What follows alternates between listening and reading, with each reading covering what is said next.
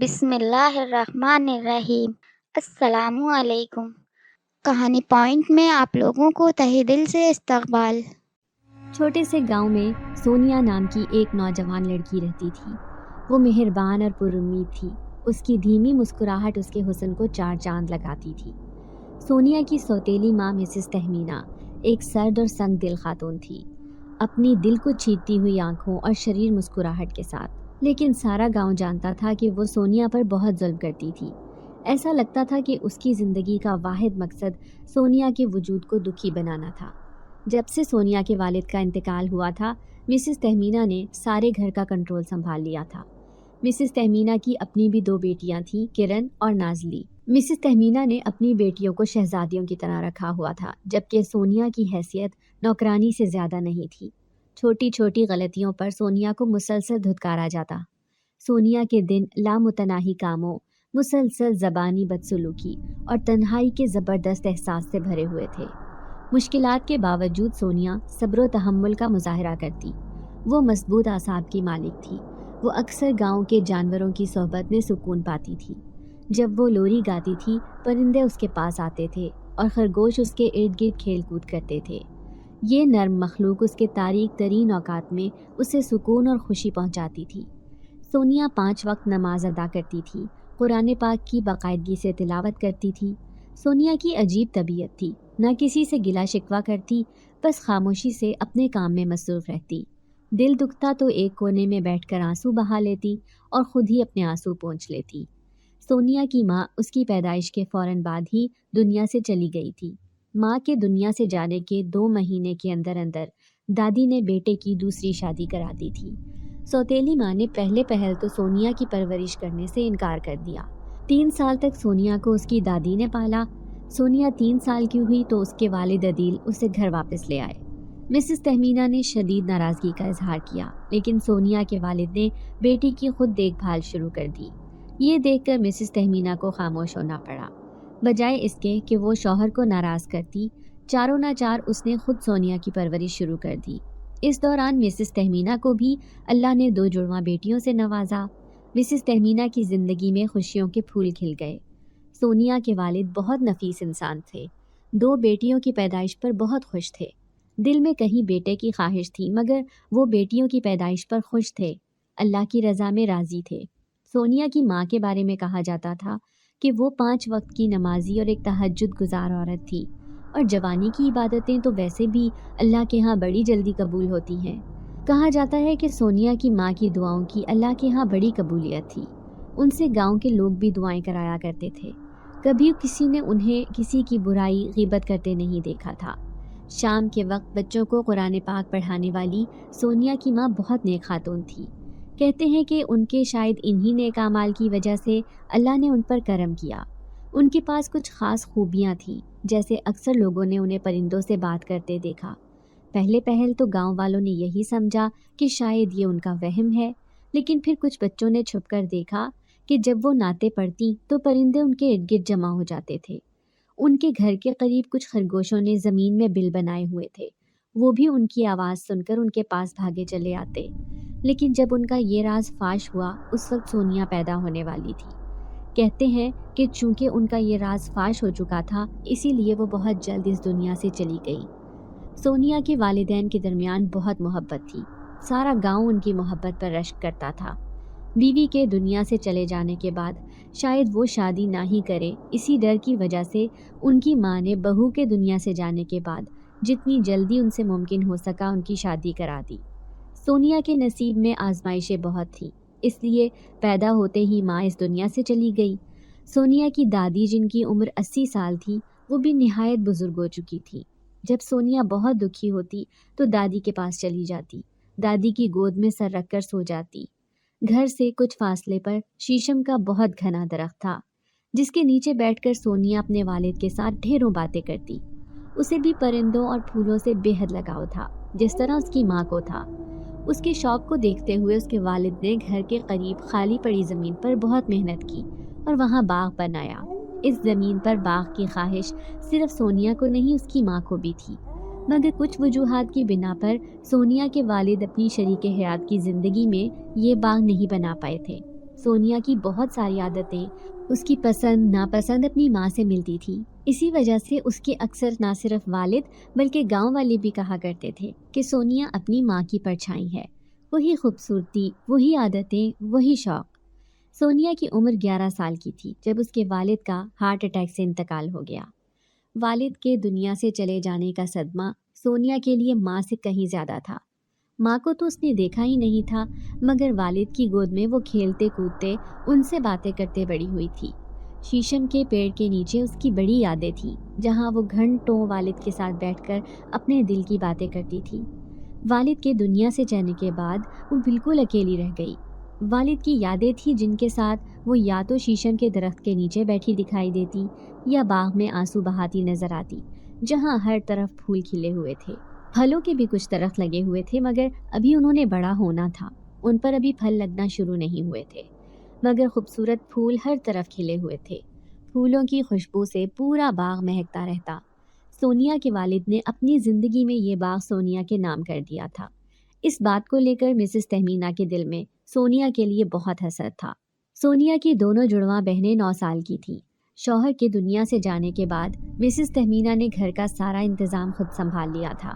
اپنی بیٹیوں کو اس نے پھولوں کی طرح رکھا ہوا تھا اور سونیا کو پورا دن گھر کے کاموں میں لگائی رکھتی۔ گھر کی صفائی، برتنوں اور کپڑوں کی دھلائی، مہمانوں کا آیا گیا سب سونیا ہی دیکھتی۔ دادی بھی اب کافی بزرگ ہو چکی تھی، وہ بھی چلنے پھرنے سے قاصر تھی اور انہیں بات کرنے میں بھی شدید مشکل پیش آتی تھی۔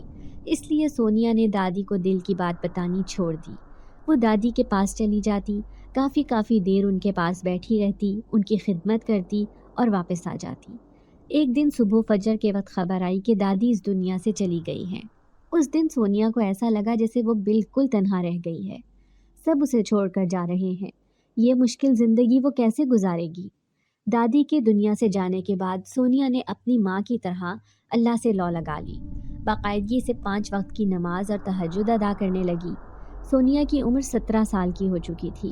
خاندان کے کچھ لوگوں نے مسز تہمینہ کو مشورہ دیا کہ سونیا کی شادی کر دیں۔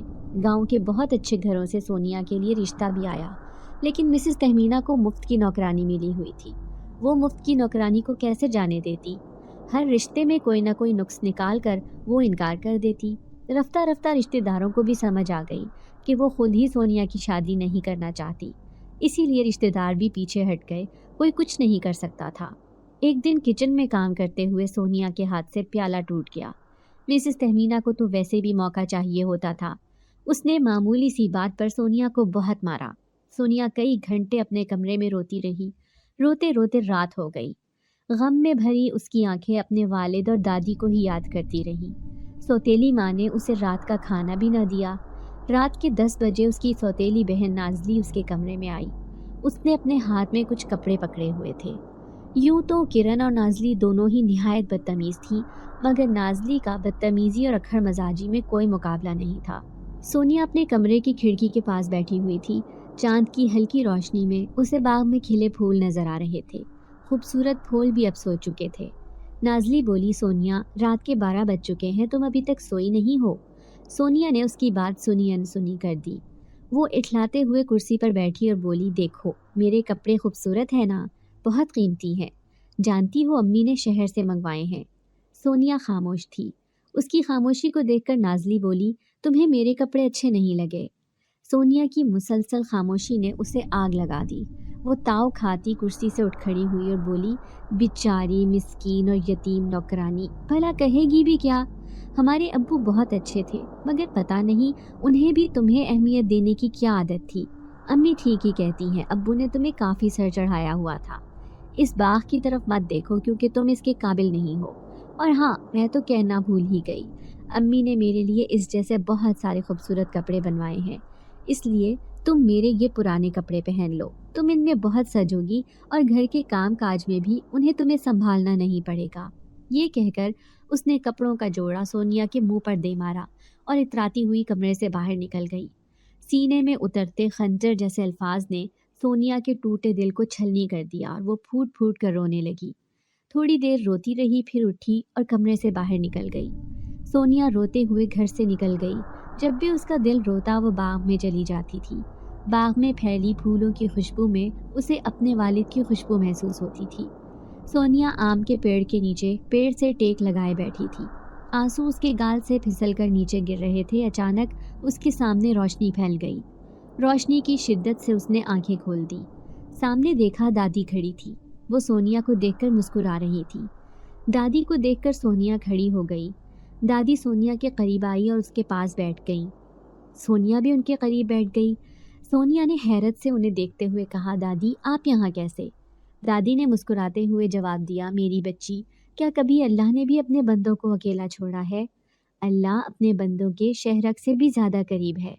وہ اپنے بندے کو تکلیف میں کیسے دیکھ سکتا ہے؟ دیکھو، اسی لیے بس اللہ کے حکم سے میں تمہارے پاس آ گئی ہوں۔ مت رو میری بچی، دادی نے سونیا کے آنسو پوچھتے ہوئے کہا۔ سونیا نے دادی کی گود میں سر رکھا اور لیٹ گئی۔ بولی، دادی میں بالکل اکیلی ہو گئی ہوں، نہ ابو ہیں نہ آپ ہیں، میں کس کے ساتھ اپنے دل کی باتیں کروں؟ امی بھی میرے ساتھ اچھا سلوک نہیں کرتی، وہ کہتی ہیں تمہاری حیثیت اس گھر میں نوکرانی سے زیادہ نہیں ہے، اس لیے خواب دیکھنا بند کر دو اور سارے خواب اپنی بہنوں کے لیے چھوڑ دو۔ دادی کبھی کبھی میرا دل ڈوب جاتا ہے، میں نا امید نہیں ہونا چاہتی، مگر مجھے آپ کی اور ابو کی یاد آتی ہے۔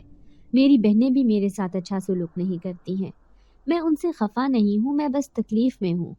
دادی آپ مجھے بھی اپنے ساتھ لے چلیں، میں، آپ اور ابو مل کر باتیں کریں گے، مسکرائیں گے۔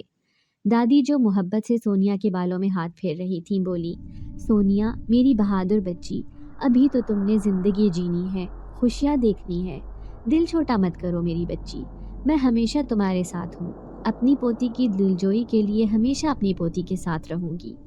سوتیلی ماں کے ہاتھوں ہونے والے ظلم کو بیان کرتے ہوئے سونیا پھوٹ پھوٹ کر رونے لگی۔ سونیا کی تکلیف کو دیکھتے ہوئے دادی کی آنکھیں ہمدردی سے بھر گئی۔ وہ بولی، سونیا میری پیاری بچی، اپنی روح کی طاقت کو کبھی کم نہ سمجھو اور کبھی کسی کو خود پر حاوی نہ ہونے دو۔ اپنی شخصیت کو کسی کے ڈراوے میں آ کر ضائع مت ہونے دینا۔ جو تمہاری اچھائی کا مقابلہ نہیں کر سکتے وہ تمہیں تکلیف پہنچائیں گے، تمہارا دل دکھا کر خوش ہوں گے، تمہیں خود تمہارے سامنے اور دوسروں کے سامنے ذلیل کرنے کی کوشش کریں گے، مگر تم کبھی اپنے صحیح موقف سے پیچھے مت ہٹنا، کبھی خود کو اکیلا مت سمجھنا۔ میری ایک بات ہمیشہ یاد رکھنا، مظلوم کا حمایتی خود اللہ ہے اور اس سے بڑی حمایت اور کوئی نہیں ہو سکتی۔ جب تمہارا دل دکھی ہو تم مجھے یاد کرنا، اپنی دادی کو یاد کرنا، میں تمہارا حوصلہ ہوں، مگر تم نے اپنا حوصلہ خود بننا ہے۔ اٹھو میری بچی، اب گھر جاؤ، بہت رات ہو گئی ہے۔ سونیا اٹھ کر بیٹھ گئی۔ دادی نے سونیا کے ماتھے پر بوسہ دیا اور جانے کے لیے اٹھ کھڑی ہوئی۔ اپنے ارد گرد سفید روشنی بکھیرتی دادی ایک طرف چل پڑی۔ وہ چند قدم آگے گئیں تو سونیا نے پکارا، دادی جان۔ اس کا دل چاہا کہ بھاگ کر دادی کے گلے لگ جائے، لیکن اسی لمحے سونیا کو کسی نے پکارا، سونیا۔ اس نے پلٹ کر دیکھا، اس کی سوتیلی ماں شدید غصے میں تیوریاں چڑھائے کھڑی تھی۔ سونیا نے پلٹ کر دادی کی طرف دیکھا، دادی نہیں تھی، وہ جا چکی تھی۔ مسز تہمینہ گرجی، تم گھر چلتی ہو یا نہیں؟ کشمکش میں مبتلا سونیا گھر کی طرف چل پڑی۔ گھر پہنچتے ہی مسز تہمینہ نے اسے بہت برا بھلا کہا، جس میں نازلی نے ماں کا بھرپور ساتھ دیا۔ سونیا اپنے کمرے میں چلی آئی اور اندر سے دروازہ بند کر دیا۔ کچھ دیر بعد بالکل خاموشی چھا گئی تو وہ اٹھی، وضو کیا اور تہجد کی نماز ادا کرنے کے لیے جائے نماز پر کھڑی ہو گئی۔ یہ جائے نماز سونیا کی ماں کی تھی۔ پھر روزانہ ہی سونیا تہجد کی نماز ادا کرنے کے لیے اٹھ جاتی اور نماز کے بعد رو رو کر اللہ سے مدد اور سکون کی دعائیں کرتی۔ چند دن بعد سونیا جنگل سے لکڑیاں چن کر گھر آئی۔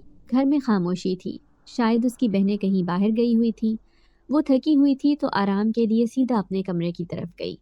جیسے ہی کمرے کا دروازہ کھولا اندر مسز تہمینہ کھڑی تھی۔ سونیا کو دیکھتے ہی وہ بوکھلا گئی، بولی، تم بڑی جلدی آ گئی۔ سونیا نے ہچکچاتے ہوئے کہا، جی، ماسی روشن اپنی گدا گاڑی پر بیٹھ کر گھر ہی آ رہی تھی تو میں ان کے ساتھ ان کی گدا گاڑی پر بیٹھ گئی۔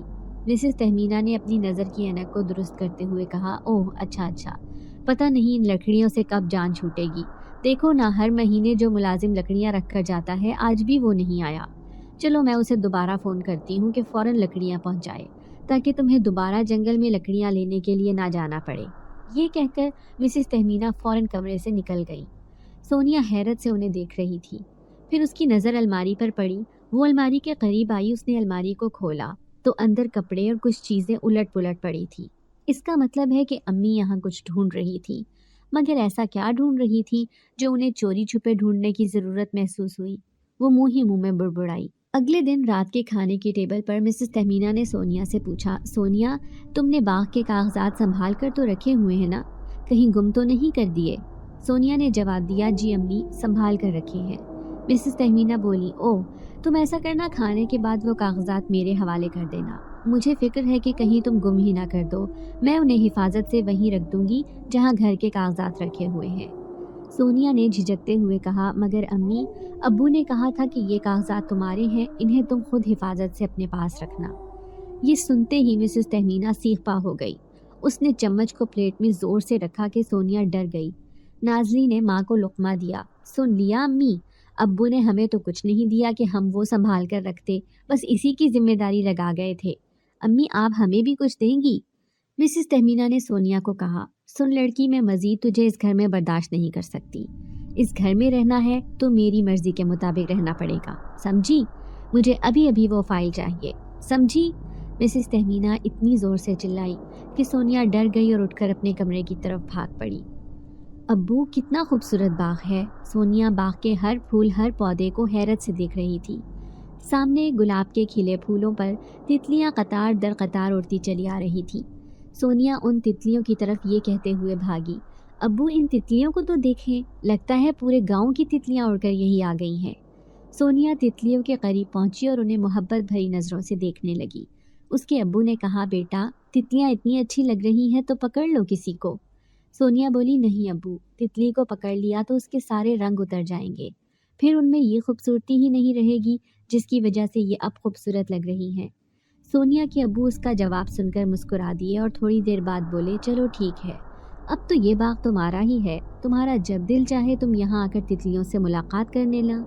ہم دادی کے پاس چلتے ہیں، پورے 10 دن ہو گئے ہیں دادی سے ملاقات نہیں کی۔ سونیا بولی، جی ابو، میں بھی دادی کو باغ کی خوشخبری سنانا چاہتی ہوں۔ سونیا نے اپنے والد کے ہاتھ میں پکڑی فائل پر نظر ڈالی اور بولی، ابو، یہ آپ نے کیسی فائل لی ہوئی ہے؟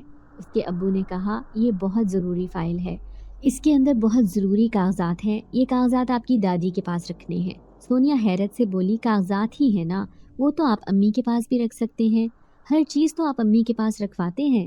اس کے ابو نے کہا، بالکل، لیکن کچھ چیزیں اتنی زیادہ قیمتی ہوتی ہیں کہ ہمیں انہیں کسی کے حوالے کرنے سے پہلے یہ دیکھ لینا چاہیے کہ جسے ہم وہ قیمتی چیز دے رہے ہیں وہ اس کی حفاظت بھی کر سکتا ہے یا نہیں۔ سونیا کو اپنے ابو کی بات کچھ سمجھ آئی اور کچھ نہ آئی۔ اس کے ابو نے اس کے کندھوں پر ہاتھ رکھتے ہوئے کہا، پریشان ہونے کی ضرورت نہیں، وقت کے ساتھ میری بیٹی سب کچھ سیکھ جائے گی۔ مجھے معلوم ہے میری بیٹی اپنی ماں کی طرح سمجھدار اور بہادر ہے۔ سونیا اور اس کے والد باتیں کرتے ہوئے دادی کے گھر پہنچ گئے تھے۔ تینوں دادی کے کمرے میں بیٹھے ہوئے تھے۔ دادی نے کاغذات کو غور سے دیکھا اور بولی، بیٹا، میں زیادہ پڑھی لکھی تو نہیں ہوں، لیکن وقت کی تپش نے سب کچھ سکھایا ہے، تم نے بہت اچھا فیصلہ کیا ہے۔ سونیا کے ابو نے کہا، سونیا بیٹا، تم 10 منٹ کے لیے کمرے سے باہر جاؤ، میں نے تمہاری دادی کے ساتھ کچھ بہت ضروری بات کرنی ہے۔ سونیا نے ہاں میں سر ہلایا اور کمرے سے باہر نکل آئی۔ تجسس میں مبتلا سونیا کمرے سے باہر نکل کر دیوار کے ساتھ ٹیک لگائے کھڑی ہو گئی اور کان لگا کر دادی اور ابو کی باتیں سننے لگی۔ دادی نے کہا، بیٹا، باغ تم نے سونیا کے نام کر کے بہت اچھا کیا ہے، کچھ تو سونیا کے نام بھی ہونا چاہیے نا۔ تہمینہ کو میں بہت چاہ کے ساتھ بیاہ کر لائی تھی، اس کے نخرے بھی بہت اٹھائے، مگر مجھے بہت دکھ ہے کہ اس نے اچھی بیوی اور ماں ہونے کا ثبوت نہیں دیا۔ سونیا کے ساتھ آج تک اس کا رویہ ٹھیک نہیں ہے۔ کئی عورتیں میں نے دیکھی ہیں کہ وہ سوتیلے بیٹے کو برداشت نہیں کرتی کیونکہ انہیں ڈر ہوتا ہے کہ وہ باپ کی جائیداد میں برابر کا حصے دار ہوتا ہے، مگر بیٹیوں نے تو پرائے گھر چلے جانا ہوتا ہے، اس لیے بیٹیوں کے ساتھ پھر بھی رعایت کر جاتی ہیں۔ مگر تہمینہ نے اتنا ظرف بھی نہیں دکھایا کہ وہ ایک معصوم بچی کو سنبھال لیتی۔ تہمینہ کا تو اپنا بیٹا بھی نہیں ہوا تو اس نے یہ سب کچھ کہاں لے کر جانا ہے؟ سونیا کے والد سر جھکائے ماں کی باتیں سن رہے تھے۔ بولے، امی جان، شائستہ میرے لیے ایک حسین خواب کی مانند تھی، ایسا لگتا ہے کہ جیسے آنکھ کھلی اور خواب ٹوٹ گیا۔ کبھی کبھی لگتا ہے کہ اسے کسی کی نظر لگی تھی جو وہ اتنی جلدی مجھ سے دور چلی گئی۔ سونیا کی دادی نے بیٹے کے ہاتھ کو اپنے ہاتھ میں لیا اور بولی، بیٹا، مجھے تمہاری بہت فکر رہتی ہے، میں تمہارے چہرے کی اداسی پڑھ سکتی ہوں اور میں تم سے شرمندہ ہوں کہ تمہارے لیے اچھا جیون ساتھی چننے میں مجھ سے غلطی ہو گئی۔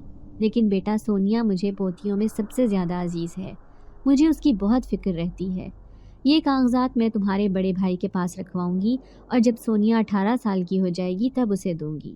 لیکن بیٹا میری ایک نصیحت ہے، تم جلد از جلد اپنی جائیداد کو تینوں بیٹیوں میں تقسیم کر دو، اپنی زندگی میں ہی یہ کام کر دو۔ سونیا تکیے میں منہ چھپائے رو رہی تھی۔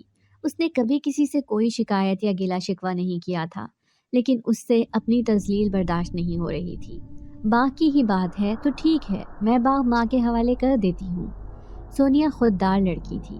اس دن دادی کی باتیں سن کر اسے بہت دکھ ہوا تھا، لیکن اس وقت اسے اتنا محسوس نہیں ہوا تھا کیونکہ باپ کا مضبوط ہاتھ اس کے سر پر تھا، لیکن آج ایسا لگ رہا تھا جیسے اس کے سر پر چھت ہے ہی نہیں۔ وہ اسی وقت گھر سے نکلی اور اپنے چچا کے گھر پہنچ گئی۔ چچا کا گھر زیادہ دور نہیں تھا۔ سونیا نے روتے روتے ساری روداد سنائی۔ چچا نے بھتیجی کے سر پر ہاتھ رکھا اور بولے، بیٹا تم گھر جاؤ، میں بس 10 منٹ میں وہیں آ رہا ہوں۔ سونیا بولی، چچا جان مجھے فائل تو دے دیں، میں لے جاتی ہوں۔ چچا نے کہا، بیٹا فکر مت کرو، میں فائل لیتا آؤں گا۔ چچا نے سمجھا بجھا کر سونیا کو واپس بھیج دیا۔ تھوڑی دیر بعد چچا خاندان کے چند بزرگوں کے ساتھ گھر پہنچ گئے۔ مسز تہمینہ نے حیرت سے انہیں دیکھتے ہوئے گھڑی پر نظر ڈالی۔ رات کے 10 بجے تھے۔ وہ حیران تھی کہ اس وقت وہ سب لوگ کیوں آئے تھے۔ سونیا الگ پریشان تھی۔ ڈرائنگ روم میں سب صوفوں پر بیٹھ گئے۔ مسز تہمینہ نے کرن سے کہا، بیٹا جلدی سے سب کے لیے چائے بنا کر لاؤ۔ کرن ہاں میں سر ہلاتی کچن میں چلی گئی۔ سونیا اپنے کمرے کے دروازے پر کھڑی سوالیہ نظروں سے چچا کی طرف دیکھ رہی تھی۔ نازلی نے تیوریاں چڑھا کر سونیا کی طرف دیکھا اور ماں کے قریب بیٹھ گئی۔ چچا نے باغ کی زمین کے کاغذات کو ٹیبل پر رکھا اور بولے، بھابھی آپ کو باغ کے کاغذات ارجنٹ چاہیے تھے، اس لیے مجھے بھی یہ آپ کو دینے کے لیے ارجنٹ آنا پڑا۔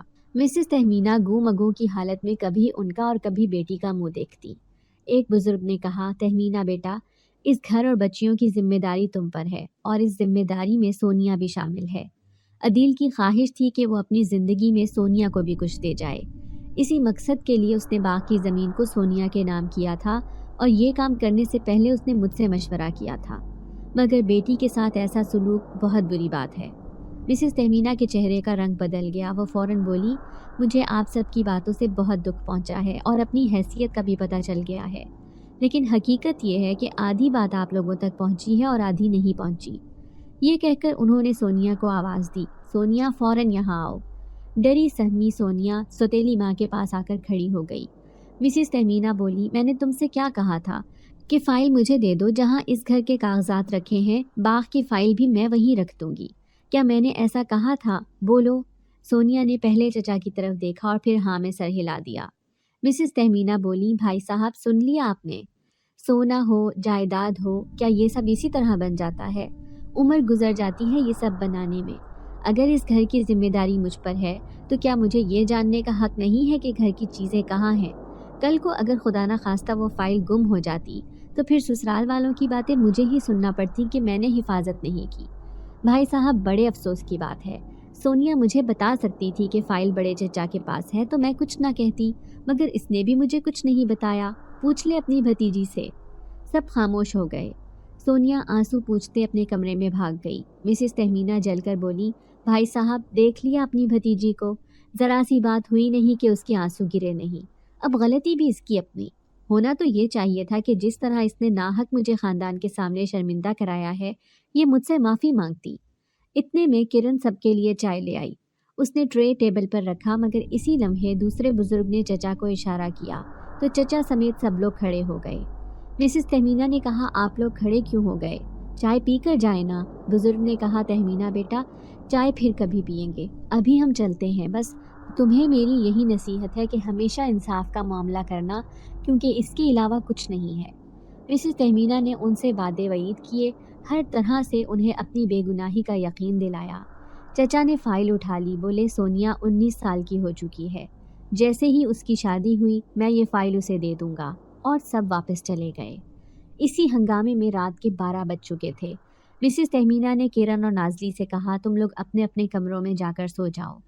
ماں کے تیور دیکھ کر دونوں بہنیں چلی گئی۔ مسز تہمینہ سونیا کے کمرے میں آئیں۔ ماں کو دیکھتے ہی سونیا اٹھ بیٹھی۔ مسز تہمینہ نے تمانچہ کھینچ کر بیٹی کے منہ پر رسید کیا اور بولی، آج کے بعد تم اس کمرے سے باہر نہیں نکلو گی، میں بھی دیکھتی ہوں کہ تمہیں مجھ سے کون بچاتا ہے۔ वैसे भी सौतेली तो मैं वैसे ही हूँ, लेकिन मैंने तुम्हें सही मानों में सौतेला बनकर दिखाया नहीं है। अब जब तक मैं तुम्हारा मुकम्मल बंदोबस्त नहीं कर लेती, तुम इस कमरे से बाहर नहीं निकलोगी। ये कहकर मिसेस तहमीना कमरे से निकल आई और उन्होंने कमरे का दरवाज़ा बाहर से लॉक कर दिया। ये देखकर सोनिया बेड से तेज़ी से नीचे उतरी और दरवाज़ा खोलने की कोशिश करने लगी, लेकिन दरवाज़ा बाहर से बंद था। सोनिया ने 2 से 3 बार दरवाजे पर दस्तक भी दी। माँ और अपनी सौतेली बहनों को आवाज़ें भी दी कि खुदारा दरवाज़ा खोल दें, मगर किसी ने सोनिया को पलटकर कोई जवाब न दिया। सोनिया को कमरे में कैद हुए 5 दिन गुजर गए। 2 दिन के बाद उसे एक वक्त खाना दिया जाता। चंद दिनों में ही वो इंतहाई कमज़ोर और लाग़र हो चुकी थी। रात के 2 बजे थे। ऐन तहज्जुद के वक्त सोनिया की आंख खुल गई। वो उठी, उसने वज़ू किया और तहज्जुद की नमाज अदा करने लगी। तहज्जुद की नमाज अदा करने के बाद दुआ मांगते हुए वो फूट फूट कर रोने लगी और अल्लाह से अपने करदा और ना करदा गुनाहों की माफ़ी मांगने लगी। अभी वो जाए नमाज पर ही बैठी थी कि अचानक उसके कमरे की खिड़की खुल गई। डर के मारे सोनिया ने पलटकर खिड़की की तरफ देखा।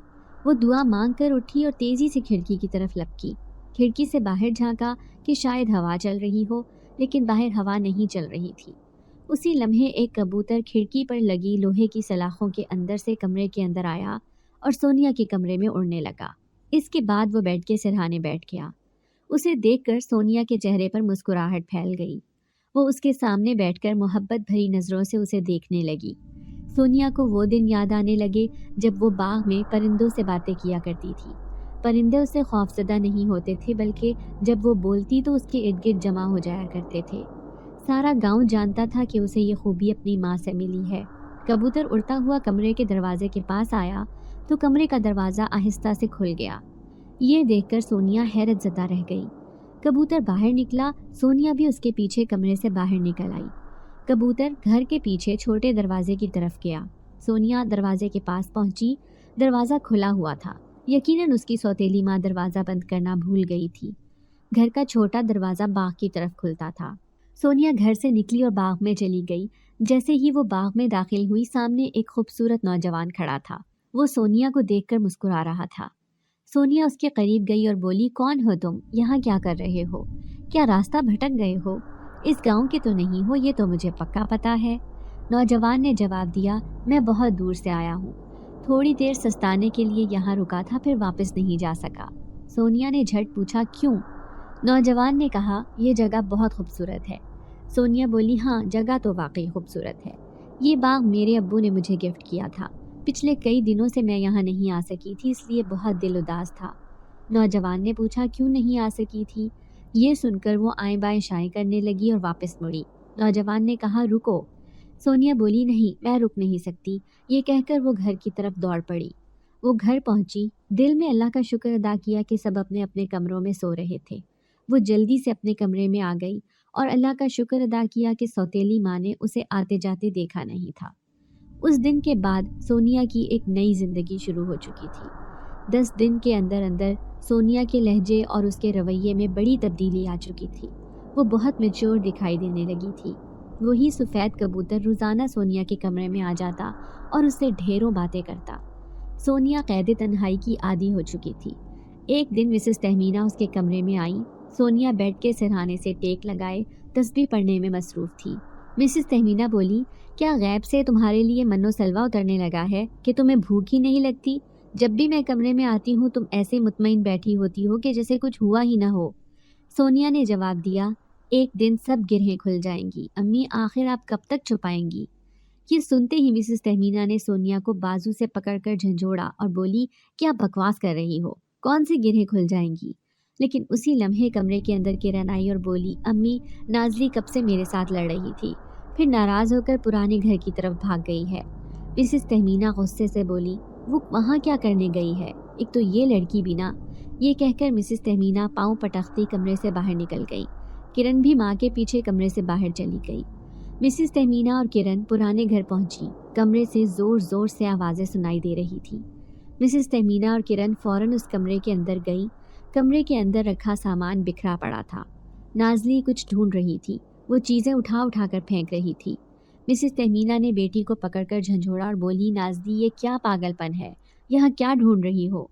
نازلی نے ماں کو پیچھے دھکیلا اور چلائی، میں سب جانتی ہوں امی، آپ نے جو کچھ کیا ہے۔ میں نے صرف ایک خواہش کی تھی، وہ آپ پوری نہیں کر سکی، دوسری خواہش کیسے پوری کریں گی؟ مسز تہمینہ نے کہا، ہر چیز کا ایک وقت ہوتا ہے نازلی، ہر کام اپنے وقت پر ہو جاتا ہے، اور دوسری کون سی خواہش؟ نازلی بولی، امی آپ کو علم نہیں ہے کہ سونیا کتنی خوش قسمت ہے، وہ پرندوں کے ساتھ باتیں کرتی ہے، ابو کتنا خوبصورت باغ اس کے نام کر گئے ہیں، ایک شہزادہ روز اس سے ملنے کے لیے باغ میں آتا ہے۔ یہ سنتے ہی مسز تہمینہ آنکھیں پھاڑے اسے دیکھنے لگی۔ نازلی بولی، ایسے کیا دیکھ رہی ہیں آپ؟ کیسے اتنی لا علم ہو سکتی ہیں امی؟ میرے لیے آپ کے پاس ہے ہی کیا؟ مسز تہمینہ بولی، نازلی میری بچی، تم کیسی بہکی بہکی باتیں کر رہی ہو؟ تمہیں ہوا کیا ہے؟ آج کل کے وقت میں شہزادے نہیں ہوتے، کیوں خود کو پریشان کر رہی ہو؟ نازلی نے ماں کے ہاتھوں کو جھٹکا اور چلائی، آنکھیں کھولیں امی، کس دنیا میں رہتی ہیں آپ؟ سونیا کا شہزادہ روز آدھی رات کے وقت اس سے ملنے کے لیے آتا ہے۔ یہ سچ ہے کہ میں نے صرف ایک نظر بھر کر اسے دیکھا ہے اور مجھے اس سے محبت ہو گئی ہے۔ امی اگر وہ مجھے نہیں ملا تو میں خود کے ساتھ کچھ کر لوں گی۔ مجھے باغ نہیں چاہیے، باغ آپ سونیا کو ہی دے دیں، مجھے بس صرف اس شہزادے کا ساتھ چاہیے۔ امی اگر آپ میرے لیے یہ نہیں کر سکتی تو پھر چلی جائیں یہاں سے۔ مسز تہمینہ نے کرن کو اشارہ کیا۔ نازلی چلائی، کرن میرے پاس مت آنا، چلی جاؤ یہاں سے۔ مسز تہمینہ اور کرن نے مل کر نازلی کو پکڑا، وہ بچوں کی طرح رونے لگی۔ مسز تہمینہ نے اسے گلے سے لگا لیا اور وہاں پر رکھے پلنگ پر نازلی کو لے کر بیٹھ گئی۔ کافی دیر بعد روتے روتے نازلی کو نیند آ گئی۔ اس کے سونے کے بعد مسز تہمینہ نے کرن سے کہا، کرن گھر جاؤ اور سونیا پر نظر رکھو۔ نازلی جھوٹ نہیں بول رہی، دال میں کچھ کالا ضرور ہے، میں اپنی بیٹی کی آنکھوں میں آنسو نہیں دیکھ سکتی۔ کرن گھر کی طرف واپس مڑ گئی۔ مسز تہمینہ نے نازلی کو بستر پر سیدھا کر کے سلا دیا اور خود سرہانے کے ساتھ ٹیک لگا کر بیٹھ گئیں۔ اس نے اپنی آنکھیں موند لیں، ماضی کی یادیں اس کی آنکھوں میں تیرنے لگی۔ دائی کمرے سے باہر نکلی اور سیڑھیوں کی طرف چل پڑی۔ سیڑھیوں کے پیچھے کالی چادر میں لپٹی منہ چھپائے ایک عورت کھڑی تھی۔ دائی نے سرگوشی کرتے ہوئے کہا، بیٹی پیدا ہوئی ہے۔ کالی چادر میں لپٹی عورت نے ہاں میں سر ہلا دیا اور ایک پڑیا دائی کو دیتے ہوئے اسے اشارہ کیا۔ دائی اسے سوالیہ نظروں سے دیکھنے لگی۔ عورت نے دوسرے ہاتھ میں پکڑا ایک لفافہ دائی کی طرف بڑھا دیا۔ دائی نے جلدی سے لفافہ پکڑا، اس کے اندر دیکھا۔ دائی کی باچھیں کھل اٹھی۔ ادھر کمرے سے آواز آئی، رقیہ کہاں رہ گئی؟ دائی فوراً بولی، ابھی آئی۔ اس نے کالی چادر میں لپٹی عورت کو اشارہ کیا، وہ تیزی سے گھر سے باہر نکل گئی۔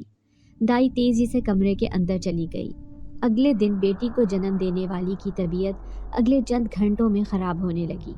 فوراً گاڑی منگوائی گئی تاکہ مریض کو لے کر ہسپتال پہنچا جائے، مگر آدھے راستے میں ہی مریض کا انتقال ہو گیا۔ جنازہ اتنا بڑا تھا کہ گاؤں کے ہر فرد نے جنازے میں شرکت کی۔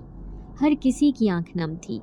دنیا سے جانے والے کی اتنی خوبیاں تھیں کہ ہر کوئی اس کی خوبیوں کی چرچا کر رہا تھا۔ آدھی رات کا وقت تھا، باغ میں ہر پھول ہر کلی پر نیند کا خمار تھا۔ پرندے ٹہنیوں پر بیٹھے اونگ رہے تھے۔ گھونسلوں میں سوئے پرندوں کے بچے گہری نیند کے مزے لے رہے تھے۔ صرف الو آنکھیں پھاڑے دائیں بائیں دیکھ رہے تھے۔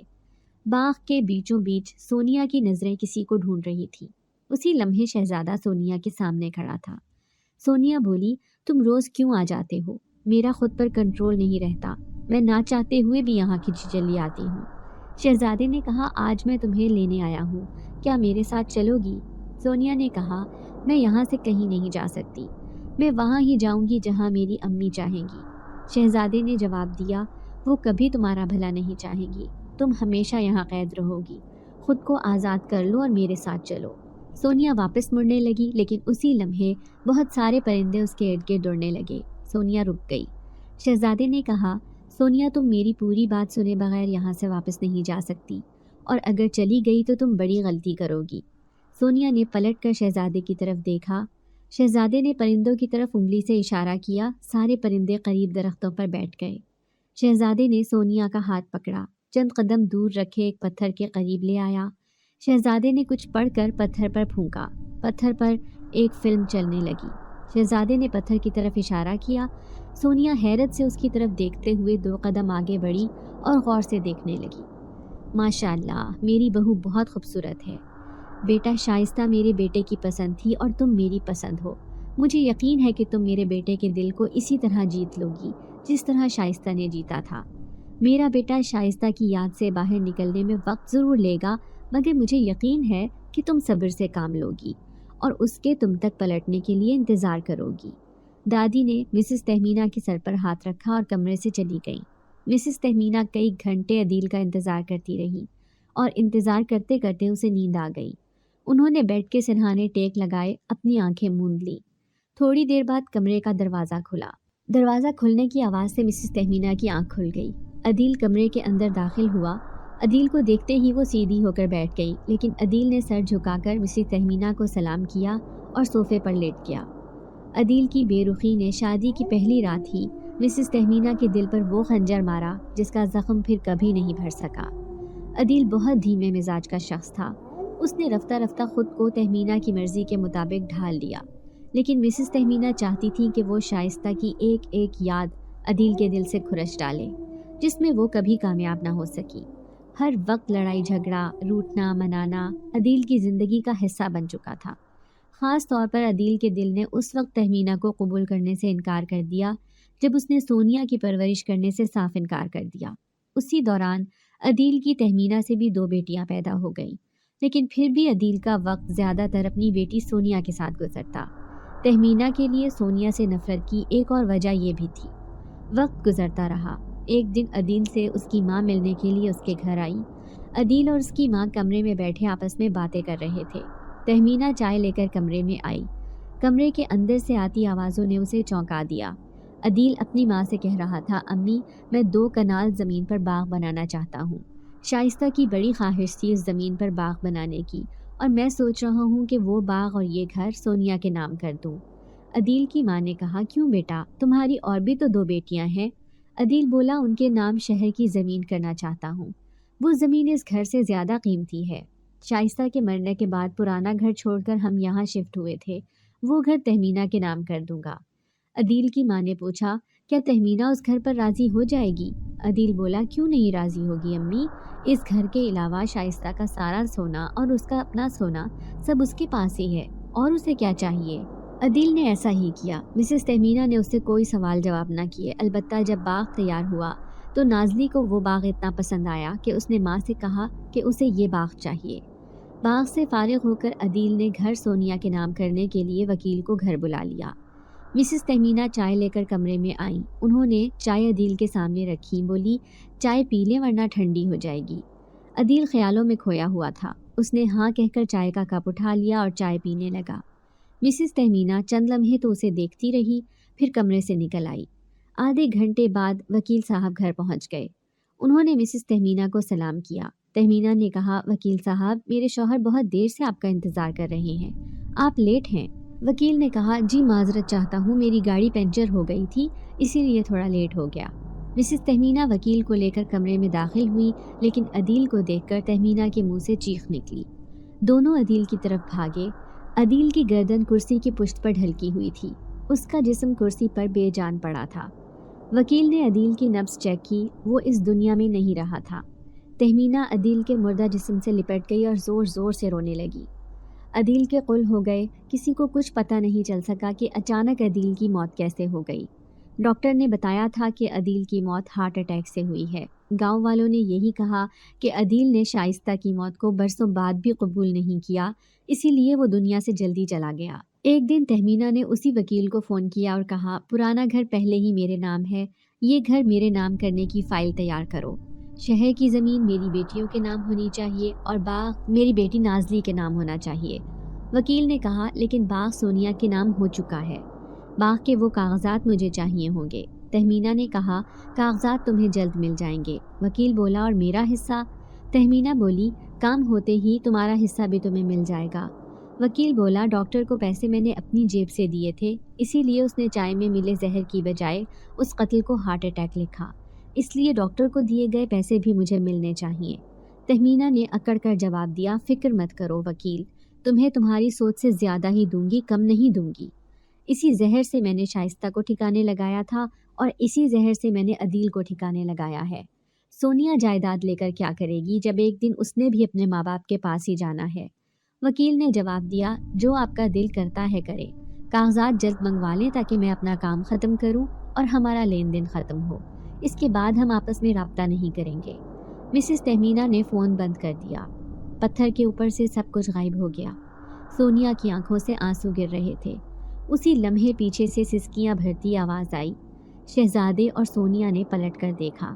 نازلی درخت کی اوٹ سے نکلی، وہ سسکیاں لیتی دھیرے دھیرے سونیا کی طرف بڑھ رہی تھی۔ اتنے میں دور سے تہمینہ کی آواز آئی، کیا ہو رہا ہے یہاں؟ سب نے دائیں طرف دیکھا۔ مسز تہمینہ غصے سے سب کی طرف دیکھ رہی تھی۔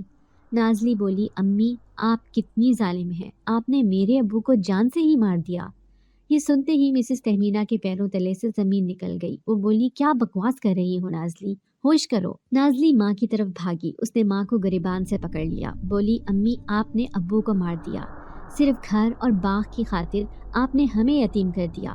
تہمینہ نے بیٹی کو تماچا رسید کیا اور بولی، چپ چپ چپ ہو جاؤ نازلی، ورنہ اچھا نہیں ہوگا۔ نازلی بولی، ورنہ کیا کریں گی آپ، مجھے بھی زہر دے دیں گی؟